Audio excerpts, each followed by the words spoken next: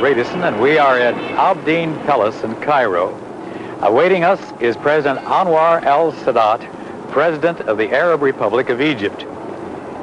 In November 1977, President Sadat, on his historic peace initiative, told the Israeli Knesset he had come to demolish a wall of rejection, fear, hallucination. Today, he and I are going to take a swing at another wall, a wall much older, far longer, and in some countries just as high. Thank you so very much for the privilege of being with you today, Mr. Sadat. Well, thank you. On the very day that I left for Egypt, the first copy of your book came off the press, and I've been entrusted with the honor of delivering it to you personally, In Search of Identity. Thank you very much. Thank you very much. That's an intriguing title. What did you mean about that, by that title? Well, it is this. In search for my identity, really, I was searching for the identity of my nation. And you shall see that everything happened here coincides with the history of my country in the since the time I was born until this moment. You know,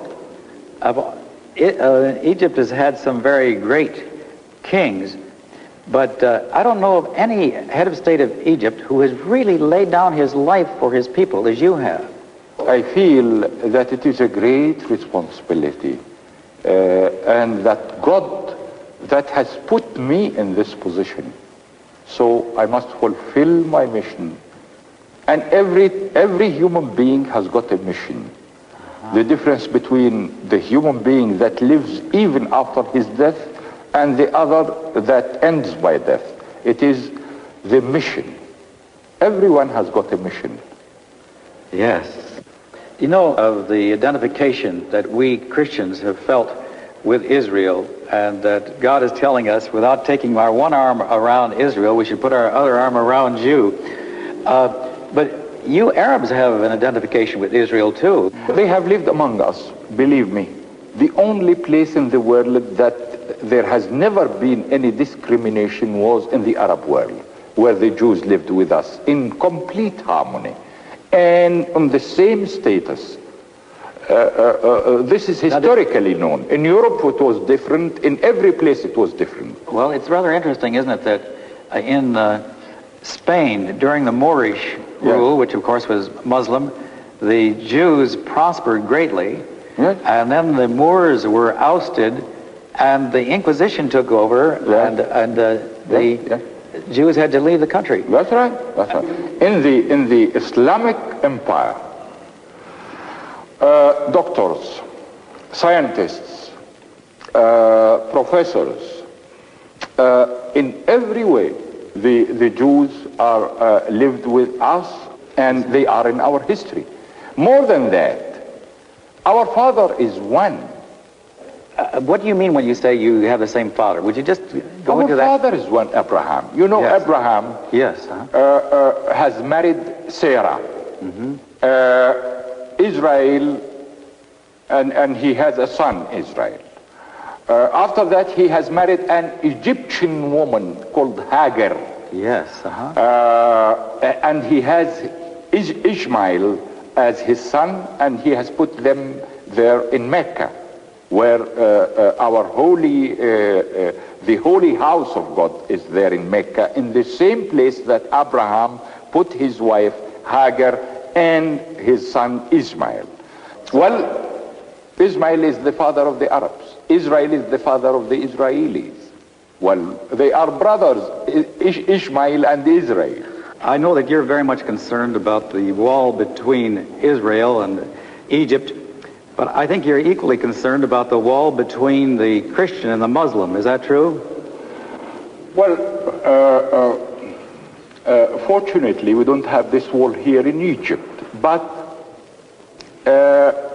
yes, in some places, because maybe of illiteracy or so, or of maybe historical reasons like the Crusades or so, but a true Muslim will never be a true Muslim without recognizing Moses, the Bible, Christ. Now, you said there's no wall here, and I've been here for several weeks on 2 occasions, so I recognize the fact that there is practically no wall. And yet, there is a rumor around in the United States that a law has been passed here that any Muslim who converts to another religion is executed. Well, this is completely not true. This law was proposed by someone in the assembly, but it was refused here. But unfortunately, the same thing happened, the same law there in Israel, and it was accepted by the Knesset there. My assembly didn't accept it here. Well, you know, Americans are extremely concerned about religious liberty because, after all, that was our reason for our founding in the first place.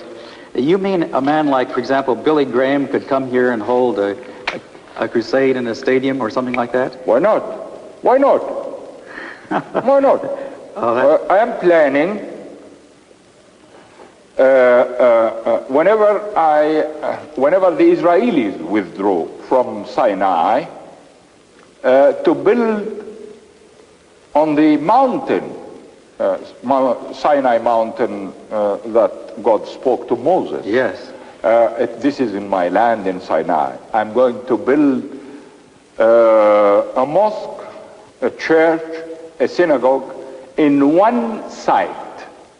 And the prayers to be prayed in the same moment by Muslims, Christians, and Jews. I don't know if you're aware of how much ignorance there is about the Muslim religion among us Christians, but I grew up as a schoolboy thinking of Allah as a very vindictive, cruel Muslim deity who just rewarded with instant paradise the Muslim who died putting us infidels to the sword. So I almost felt as if there was a bounty on my head. You see, this has started with the Crusades. It has a background. Oh, yes. Every part of us condemns the other as infidels. The Christians accused the Muslims as infidels, and the Muslims accused the Christians as infidels. No. Quran is here.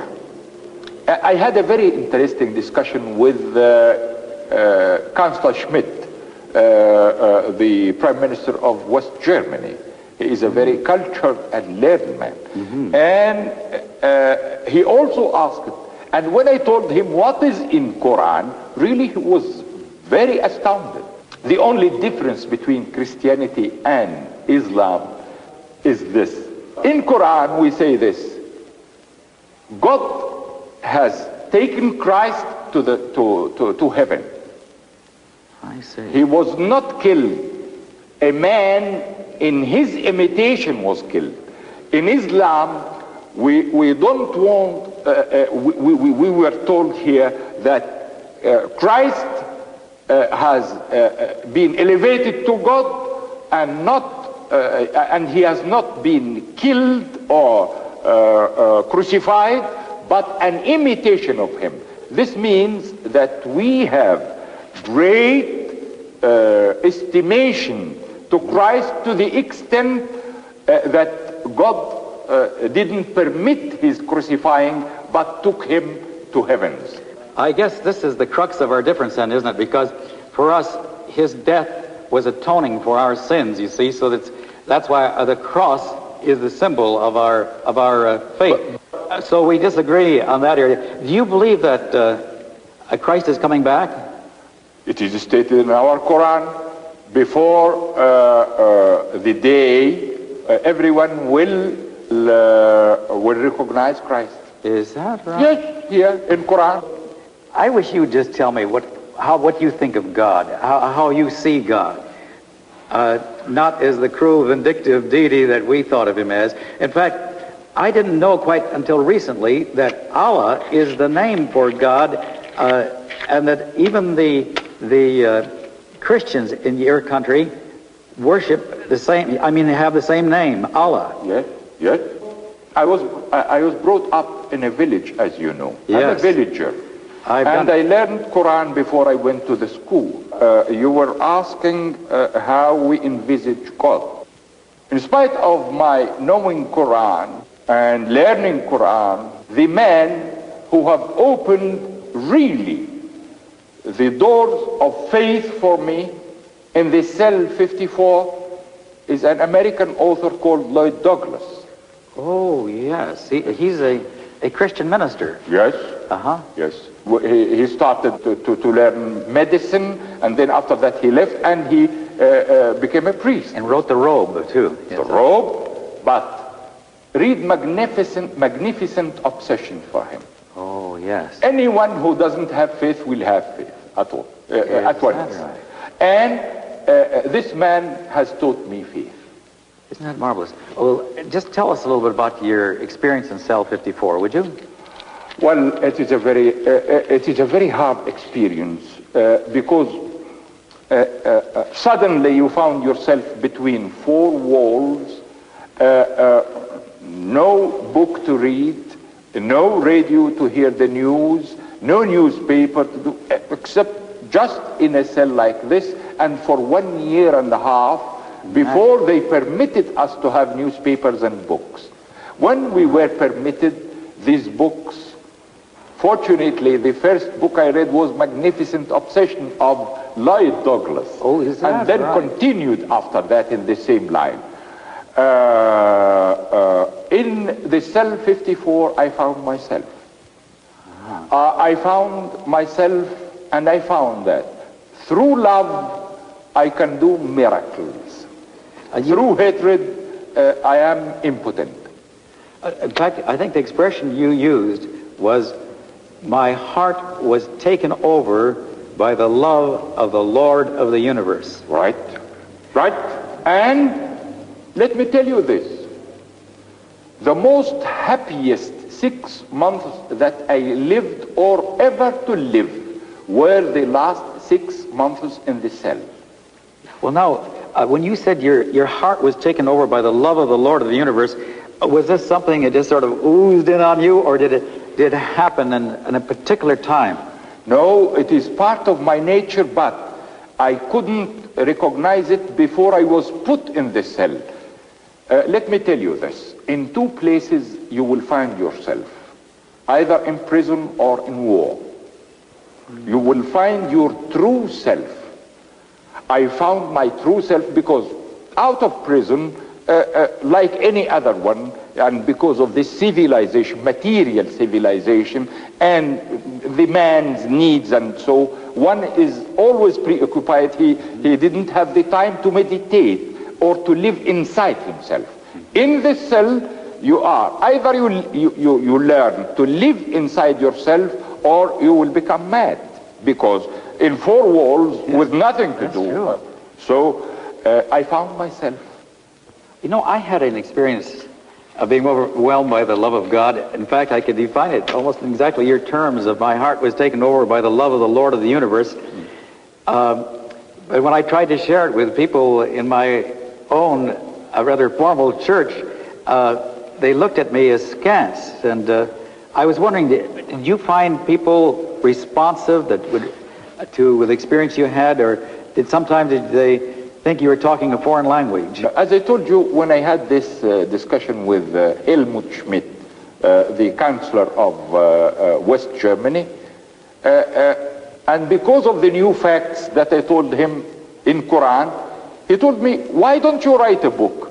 I promised to write a book on this, on the three religions, and they will be, you will find that it is one religion according to Quran.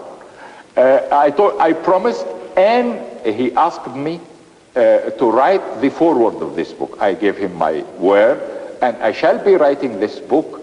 Chancellor Helmut Schmidt of Germany will be writing the foreword of this book. Well, what happened as a result? You discovered there in the cell, I think you said that God wasn't just someone way up there, but he became your personal friend. Friend, that's right. And this was such a liberating experience. I think you said you were set free in that moment. Right. From fear of man. Right. And from hatred. Hatred. Today you can hate no and man. From the material needs. I see. So it really was a liberating experience in prison then, wasn't it? It is. And as I told you, in two places only you can find yourself, either in prison or in war. As you know, we evangelicals have been, you might say we've had our arm around Israel and our back towards the Arab world. We've been so completely identified with Israel, first of all, because all of our origins are there, our prophets and apostles and Jesus Christ, and the Bible is all of Jewish origin. Also, you know, we feel that in the prophecies, do you remember Moses stood towards the close of his career, first on the Mount of Blessing, then the Mount of Cursing, and remember on the Mount of Blessing he told the Israeli people what would happen if they followed God, and the Mount of Cursing, the curse that would befall them. And he said, if you don't, are not faithful to God, God will scatter you to the ends of the earth. And then, but then he won't wash his hands of you. He'll bring you back to Israel. And of course, when they started coming back, we saw this as a plan of God. And when we felt that the Arab world was not accepting the right of Israel to exist, then we felt we had to take sides with Israel against the Arab world. But when you, at your historic peace initiative, announced to the Israelis, we accept your right to exist in peace and security based on justice, then suddenly you, instead of being a menace, as it were, we saw in you an instrument of God. I shall always consider my initiative, as I said, a sacred mission. And I shall always be proud of it, and I shall always be proud that this is the most important action that I have done during the whole of my life. Be sure of this. Right now, there seems to be a stalemate, doesn't there, in your peace initiative? As I have already stated before, unfortunately, really, we are having two languages. No one can understand the other. No. From our side, after my initiative to Jerusalem, we have no complexes at all, no bitterness, no hatred, and we have changed it completely by my initiative. I'd like to ask you some questions about your faith. You look forward to the ultimate triumph of good. Yes, and love. Yes, and it has been proven through 59 years that I lived until this moment. At the end, the good triumphs. What makes you think this? In view of the fact that the history of endless warfare and conflict, what makes you think that good is going to triumph? Because I have seen it, as I told you, as an experience myself during my life. And through love, miracles can be achieved. My initiative itself to Israel, it is pure love instead of hatred, violence, bitterness, and so.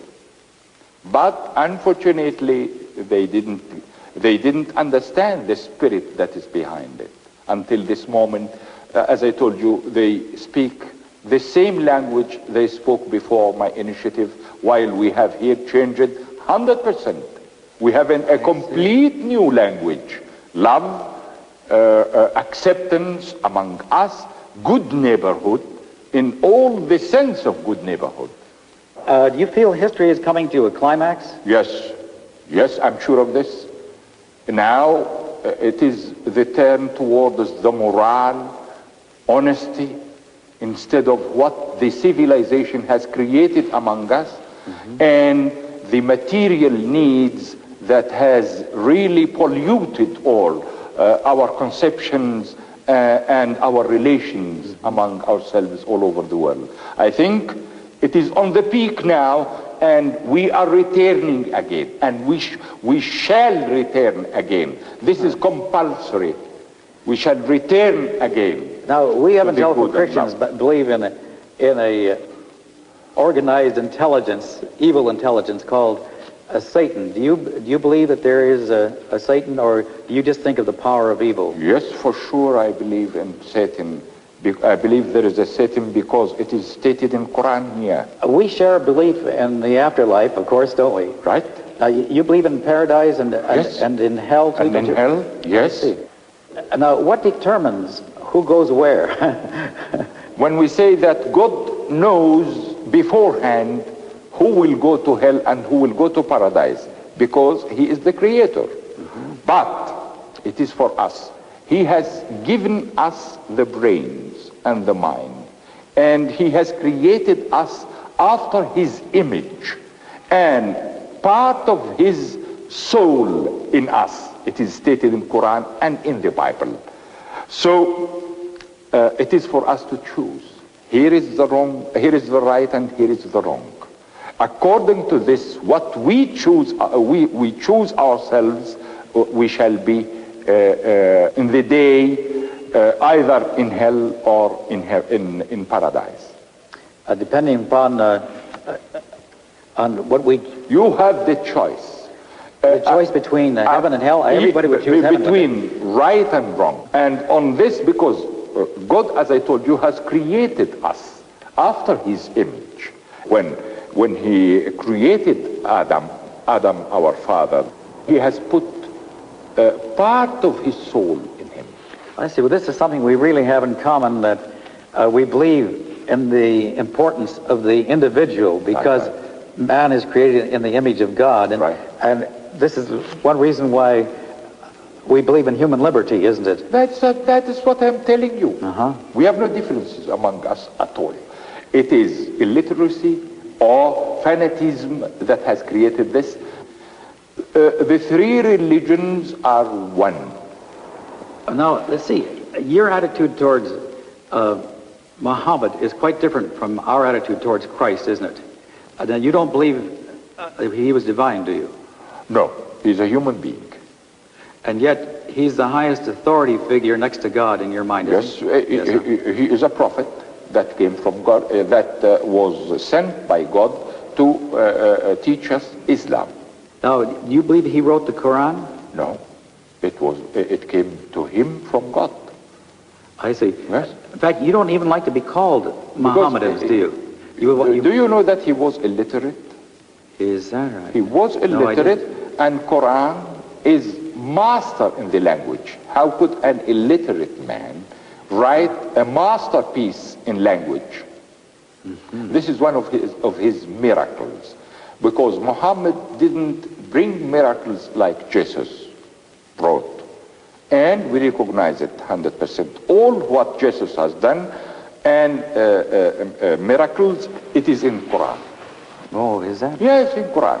Well, now, I guess we have quite a different concept. I think this would be the big difference between us, because we see Jesus, of course, as a God who came down and shared our lot and became man, the Son of Man, as he described himself, so that we could become the sons of God. And so he is at the right hand of God the Father in our faith. Well, we differ on this. Yes. Mr. Sadat, there's one more thing I wanted to ask you about. I've heard your wife has spoken of this mark in your head as where evidence of your prayer life. Because of the prayers. Yes. Now, we Christians think of Muslims as repeating prayers, but I get the impression that you pray spontaneously to God, don't you, too? 5 times a day. I see. When you pray that way, do you pray stated prayers, or do you sometimes just tell God whatever on your heart? Well, there is a certain movement that one makes in prayer, as you know. You don't pray, for example, as you walk down a street or anything. You feel that you must be in a position of reverence. Well, you can have this, but those 5 prayers are compulsory. Oh, yes. But you make quite a bit of praying during the night, though, too, don't you? Yes, you can do it whenever you can, whenever you would like to do it, or you have the time to do it. Do you pray in your own words, or can you pray in your own words, or must you use stated prayers? These are, as I told you, we recite Quran.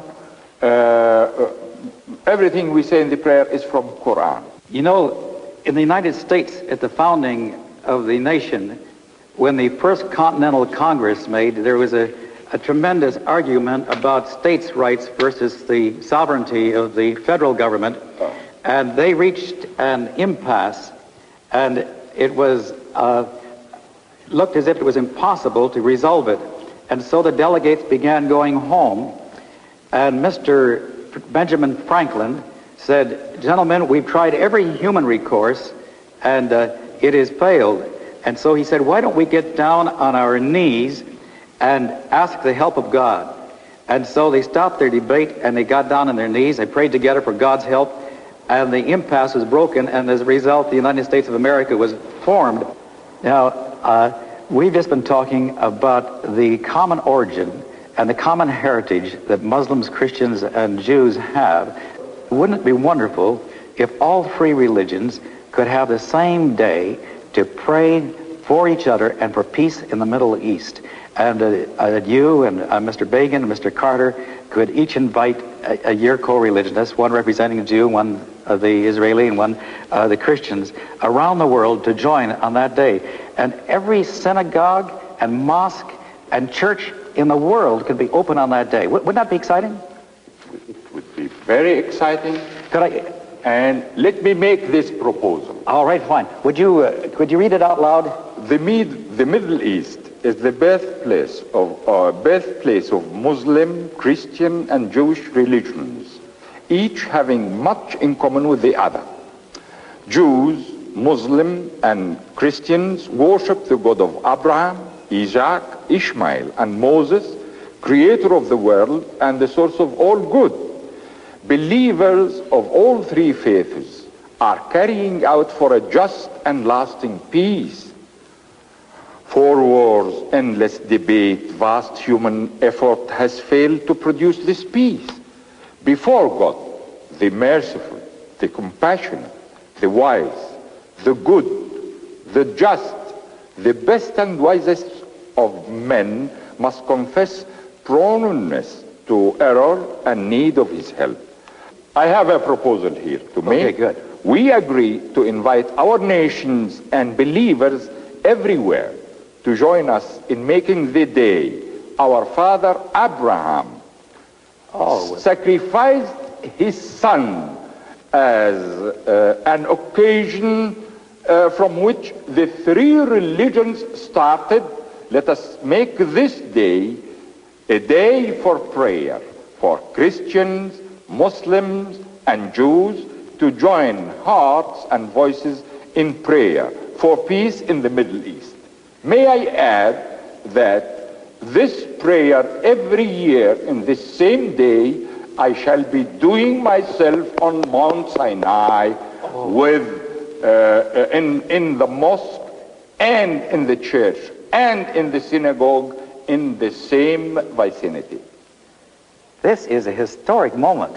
Would you like to invite Mr. Carter and Mr. Begin to join you in this? Sure, shall be inviting them. And the Pope Paul, I have asked him this when I met him last February on my way back from the States. I have promised to invite him myself personally to this prayer. Isn't that exciting? Yes.